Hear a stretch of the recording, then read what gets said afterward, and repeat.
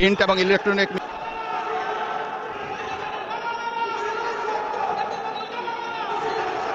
আমন্ত্রিত অতিথিবৃন্দ, মিডিয়ার সম্মানিত সাংবাদিকবৃন্দ, আপনাদের সবাইকে জানাই আন্তরিক অভিনন্দন ও শুভেচ্ছা। জনাব স্পিকার,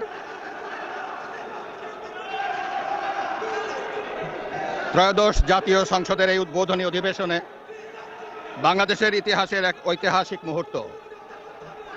হাজারো শহীদের রক্তের সিঁড়ি বেয়ে দীর্ঘ ১.৫ দশকের ফ্যাসিবাদী শাসনের অবসানের পর একটি শান্তিপূর্ণ, অবাধ, সুষ্ঠু ও নিরপেক্ষ নির্বাচনের মাধ্যমে নির্বাচিত প্রতিনিধিদের নিয়ে এই মহান জাতীয় সংসদের যাত্রা শুরু হয়েছে।